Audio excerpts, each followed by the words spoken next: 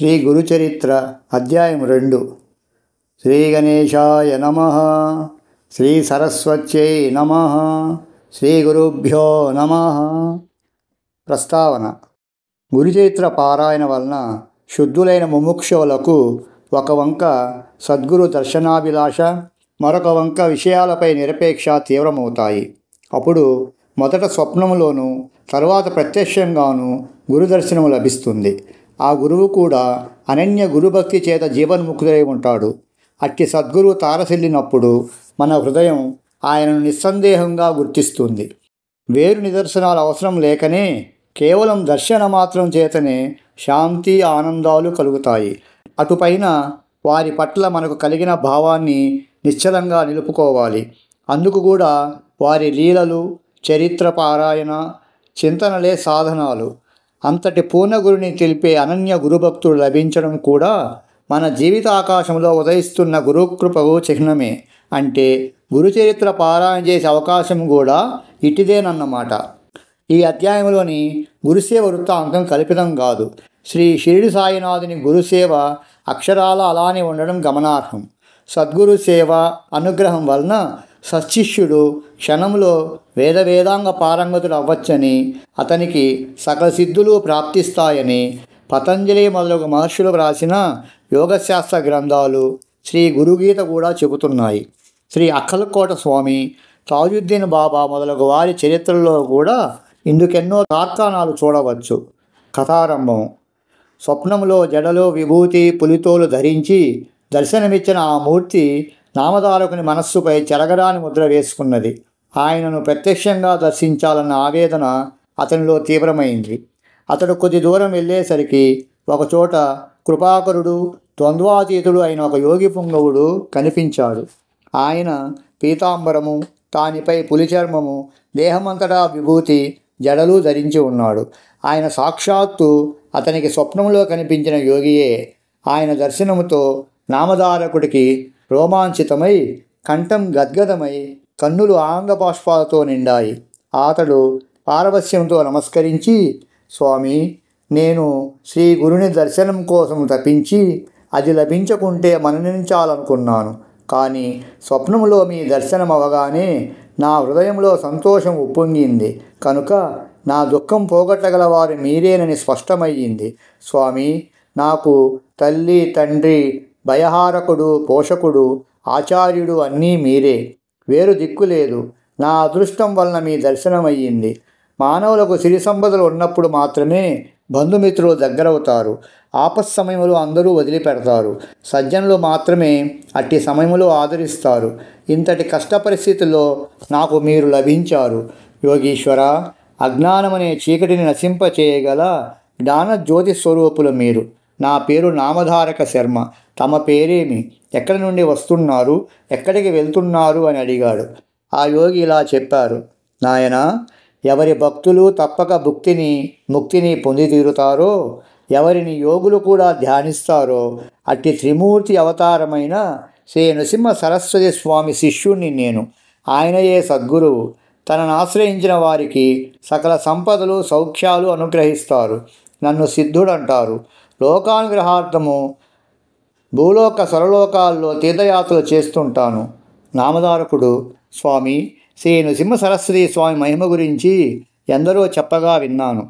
మా వంశీయులందరూ ఆయన భక్తులే. అందువల్లనే నాకు ఆయన యందు భక్తి కలిగింది. నేను ఎల్లప్పుడూ ఆయనను స్మరిస్తున్నాను. కానీ నేనెంత కష్టాలలో ఉన్నా, నేనెంతగా ఆయనను ప్రార్థించినా నన్ను ఆయన అనుగ్రహించలేదేమి? ఆయన నాపై ఆగ్రహించారెందుకు అని అడిగాడు. సిద్ధయోగి వాత్సల్యంతో ఇలా అన్నాడు. విప్రుడా, నేను చెప్పేది శ్రద్ధగా విని ఎప్పుడూ గుర్తుంచుకో. భక్తవత్సలుడైన సద్గురువు తన కృపను అన్ని జీవులపైన ఎల్లప్పుడూ వర్షిస్తూనే ఉంటాడు. అందులో ఎట్టి లోపము ఉండదు. ఆయన కృపకు పాత్రులైన వారికే గాక వారి వంశములో కూడా ఎవరికి ఎట్టి దైన్యము కలుగదు. ఆయనను సేవించినా నీ దైన్యం పోలేదంటే ఎంతో ఆశ్చర్యముగా ఉన్నది. నీవు మనస్సులో ఆయనను సంశయించి ఉండాలి. అందువలననే నీకన్ని కష్టాలు వచ్చాయి. త్రికరణ శుద్ధిగా ఆయననే నమ్మి సేవించే వారికి ఎట్టి కొరవా ఉండజాలదు. నీ గురుభక్తి ఇంకా దృఢం కాలేదు. శ్రద్ధ లేనివాడు, సంశయాత్మకుడు ఎవరి చేత ఎప్పుడూ అంగీకరించబడడు. శ్రీగురుడు త్రిమూర్తి స్వరూపము. బ్రహ్మ విష్ణు రుద్రులు తమ భక్తునిపై కోపించినా సద్గురువు తన భక్తుని సునాయాసముగా రక్షించగలడు. కానీ ఆ సద్గురువే కోపిస్తే వారిని రక్షించగలవారు మరెవరూ లేరు. అయినా ఆయన ఎన్నడూ ఎవరిపైనా కోపించరు. అలాంటి శ్రీగురుణ్ణే శంకించేవాణ్ణి అనుగ్రహించగలవారెవరు? అప్పుడు నామధారకుడు, స్వామి, సద్గురువు త్రిమూర్తి స్వరూపం ఎలా అయ్యారు అని అడిగాడు. సిద్ధుడు, మొదట పరమాత్మ ఒక్కడే ఉన్నాడు. ఆయన ఒకప్పుడు నేను అనేకమౌదునుగాక అని సంకల్పించి ఈ చరాచర విశ్వమయ్యాడు. అందులోని జీవులను ఉద్ధరించడానికి తిరిగి ఆయనయే సద్గురువుగా అవతరిస్తుంటాడు. అందువలన సద్గురువును తప్పగా ఆశ్రయించాలి. శిష్యునికి తత్వజ్ఞానం కలిగించడం వలన, అజ్ఞానం నుండి రక్షించడం వలన, జన్మ పరంపరను నశింపజేయడం వలన గురువు సృష్టి స్థితి లయాలకు కారణమైన త్రిమూర్తుల స్వరూపమయ్యారని చెప్పాడు. అంతటా నామధారకుడు, స్వామి, దేవతలు కోపించిన సద్గురువు రక్షించగలరంటిరే, అదెలా సంభవము? అందుకు తాత్కాణమేమి? నా సందేహము తీర్చి నా మనస్సుకు స్థిరం ప్రసాదించండి అని వేడుకున్నాడు. సిద్ధుడు అతనికి జిజ్ఞాసకు సంతోషించి ఇలా చెప్పాడు. నీవు బుద్ధిమంతుడవు, మంచి ప్రశ్న వేశావు. మొదట ఒక్కడుగానున్న పరమాత్మ తాననేక మవ్వాల్ని సంకల్పించాడు. ఆ సంకల్పమే ఈ జగత్తును సృష్టించిన మాయాశక్తి.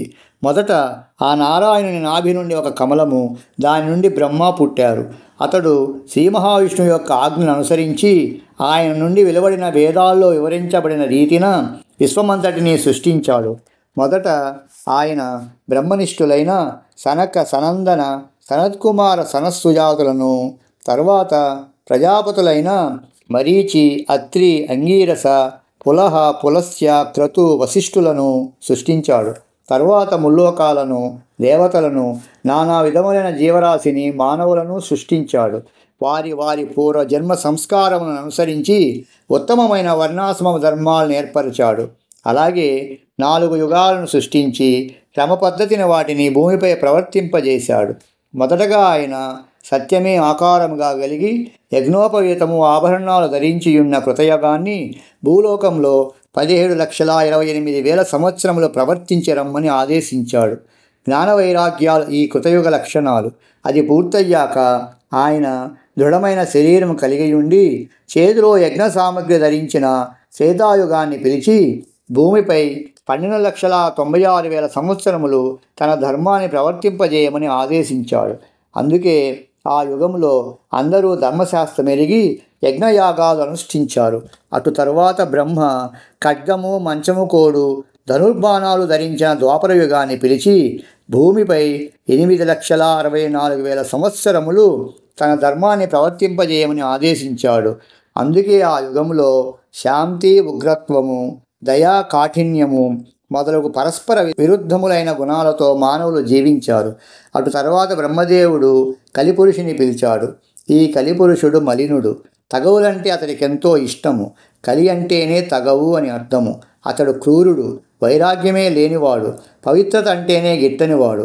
అతడు తన ఎడమ చేతితో తన మర్మావయాన్ని, కుడి చేతితో నాలుకను పట్టుకొని ఆనందంతో గంతులు వేస్తూ వచ్చాడు. పిశాచ రూపము గల అతనిని చూచి బ్రహ్మ నవ్వి వికృతమైన అతని చేష్టకు అర్థమేమని అడిగాడు. కలిపురుషుడు, నేను మానవులందరినీ కాముకులుగాను, జిహ్వచాపల్యం గలవారుగాను చేసి వారు ఉత్తమ గతి పొందకుండా చూస్తానని ప్రతిజ్ఞ పూనాను. అదే నా ఈ చేష్టకు అర్థం అన్నాడు. అప్పుడు బ్రహ్మ అతనిని భూలోకానికి వెళ్ళి అక్కడ 4,32,000 సంవత్సరములు అతని ధర్మాన్ని ప్రవర్తింపజేయమని ఆదేశించాడు. అప్పుడు కలిపురుషుడు భయపడి, స్వామి, నేను నిద్ర, కలహము, దుఃఖములంటే ఇష్టపడేవాణ్ణి, సిగ్గులేనివాడను. ఇతరుల వస్తువులను, స్త్రీలను అపహరించేవారు, దంభము, మాత్సర్యము గలవారు, కొంగజపం చేసే దొంగ సన్యాసులు, నమ్మిన వారికి ద్రోహం చేసేవారు, ధర్మాచరణకు అవసరమైన పదార్థాన్ని నాశనం చేసేవారు, స్త్రీ, పుత్ర, ధన వ్యామోహాల్లో చిక్కినవారు, వేదశాస్త్రాలను నిందించేవారు, శివకేశవులు వేరిని తలచి వారిని దూషించేవారు నాకెంతో ఇష్టలు.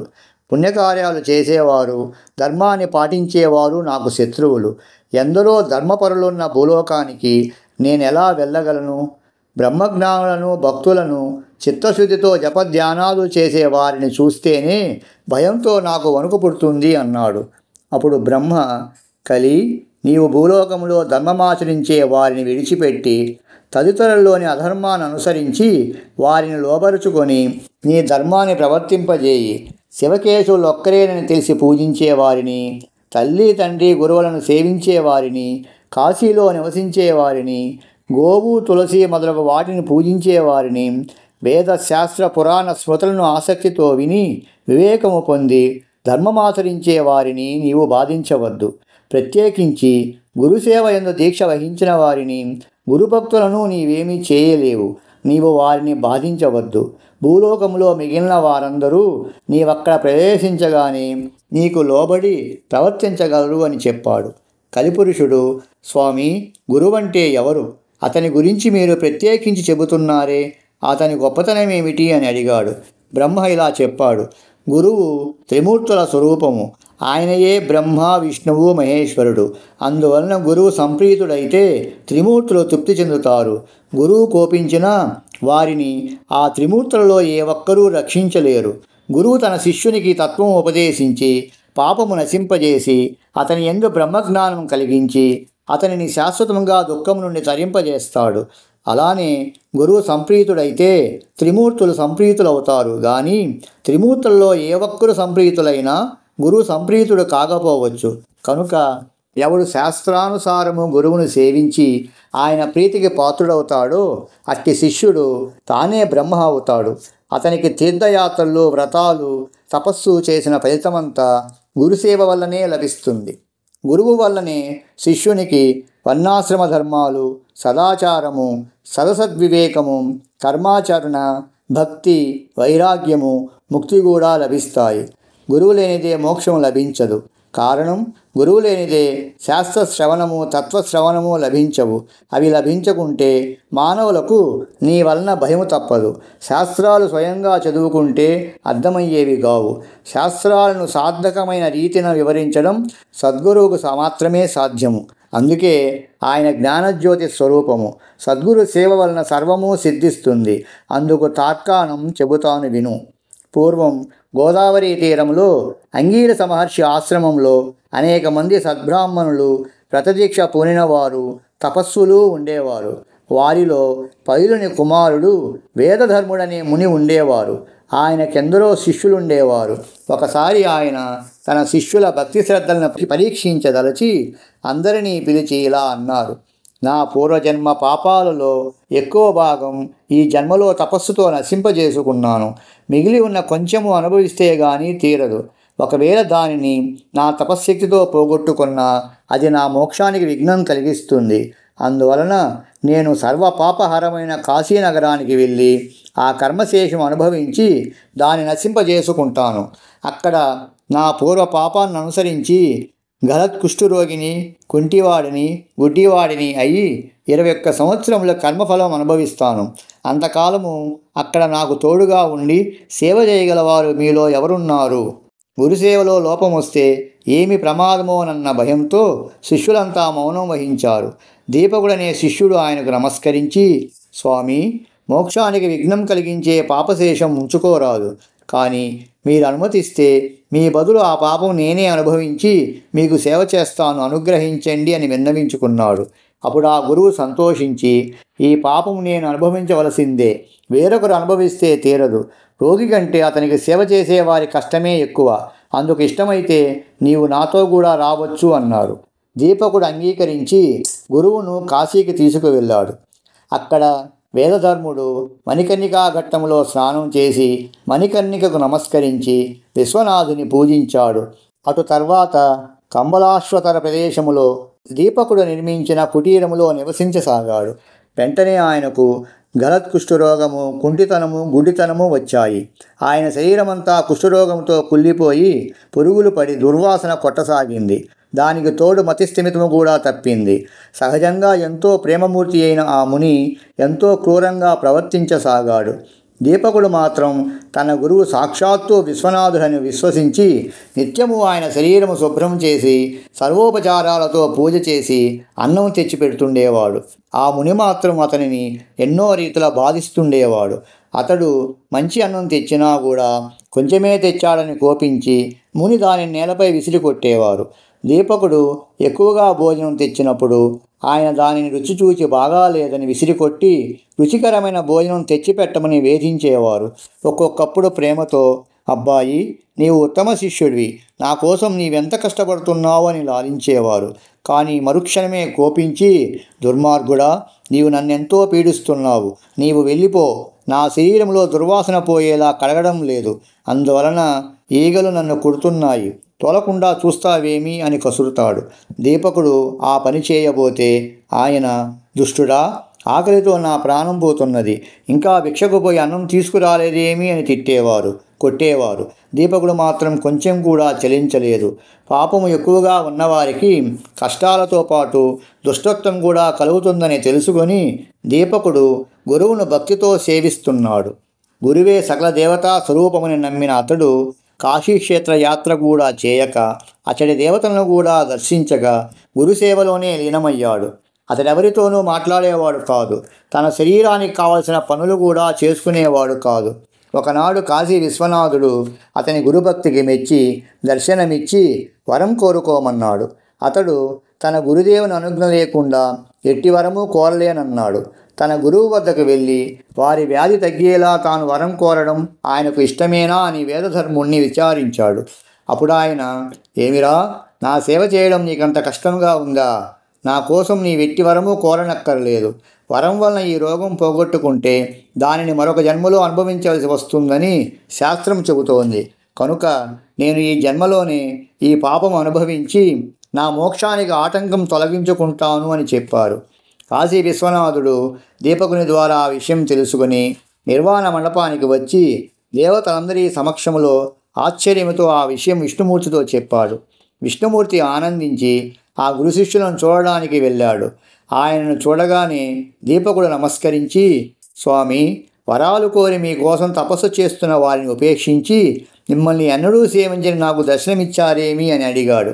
విష్ణుమూర్తి, నాయన, గురువును భక్తితో సేవిస్తే నన్ను సేవించినట్లే. అట్టి శిష్యోత్తములకు నేను ఆధీరుడను. తల్లిదండ్రులను, విద్వాంసులను, విప్రులను, తపస్సులను, యతులను పూజించేవారు పతియే దైవమును విశ్వసించి అతనిని సేవించే పతివ్రతలు కూడా నన్ను సేవించిన వారే అవుతారని చెప్పి వరం కోరుకోమన్నాడు. దీపకుడు ఆయనకు నమస్కరించి, గురువే సకల దేవతా స్వరూపమని, సకల తీర్థ స్వరూపి అని వేదాలు శాస్త్రాలు చెబుతున్నాయి. మీరిచ్చే వరం గురువు ఇవ్వగలడు కదా అన్నాడు. శ్రీమన్నారాయణుడు, మేమిద్దరము ఒక్కటే, మా ఇద్దరి సంతోషం కోసం వరం కోరుకో, నేను అది ప్రసాదించి ఎల్లప్పుడూ నీ ఆధీనంలోనే ఉంటాను అన్నాడు. దీపకుడు, స్వామి, అలా అయితే నా గురుభక్తి నిరంతరము వృద్ధి చెందేలా అనుగ్రహించు అని కోరాడు. విష్ణువు సంతోషించి, నీవు గురుసేవ వలన తరించావు, నీవీ లోకములోనే బ్రహ్మానందము పొందగలవు. నీవెల్లప్పుడూ నీ గురుదేవుణ్ణి ఇలానే సేవిస్తుండు.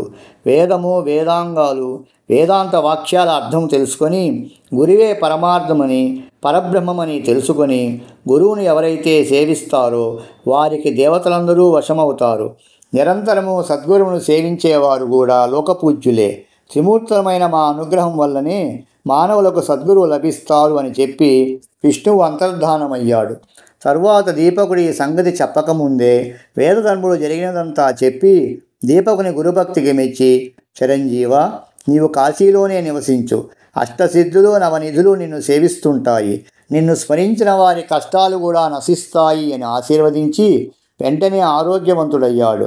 కాశీక్షేత్ర ప్రభావం తెలపడానికి, శిష్యుణ్ణి పరీక్షించడానికి, స్వధర్మాన్ని బోధించడానికి వేదధర్ముడు కుష్ఠరోగి వలె కనిపించాడే గాని నిజానికి ఆయనకు పాపమెక్కడిది? ఆయన తన శిష్యులను ఉద్ధరించడంలో అమిత కుశలుడు, లోకప్రియుడు, జీవన్ముక్తుడు. ఆదర్శప్రాయుడైన ముముక్షువు తన ప్రారబ్ధాన్ని సంతోషంగా ఎలా అనుభవించాలో సాధకులకు తెలపడానికి శిష్యుని భక్తిని, నిష్ఠ, ఓర్మిలని, విశ్వాసాన్ని పరీక్షించడానికి మాత్రమే కుష్ఠరోగగ్రస్తుడయ్యాడు. ఇటువంటి గురుసేవా వృత్తాంతాలు అనేకమున్నాయి. ఇవి చెప్పేవారి దోషాలను, వినేవారి పాపాలను కూడా పోగొడతాయి. ఓ కలిపురుష, కలియుగం ఆరంభమవలసి ఉన్నది కనుక నీవు భూలోకానికి వెళ్ళు. కానీ సద్గురుని భక్తిని నీవు కంటితోనైనా చూడవద్దు సుమా అని బ్రహ్మదేవుడు ఆదేశించాడు. అది విని కలిపురుషుడు ఆయనకు నమస్కరించి భూలోకానికి వెళ్ళాడు. గురువు యొక్క మహిమ ఇంతటిదని చెప్పడానికి వీలవుతుందా? నామధారక, ఎవరు సాత్వికమైన ఓరిమిని పొంది దృఢభక్తితో దైవాన్ని, భక్తితో సద్గురుని భజిస్తారో వారు తప్పక కృతకృత్యులవుతారు. కాబట్టి నీవు పరమశ్రేయస్సు కోరితే నిస్సంశయంగా శ్రద్ధాన్వితుడవై నరదేహముతో అవతరించిన శ్రీ గురుని సేవించు అని సిద్ధుడు చెప్పారు. శ్రీదత్తాయ గురవే నమః. శ్రీ శ్రీపాద శ్రీవల్లభాయ నమః. శ్రీనృసింహ సరస్వత్యై నమః.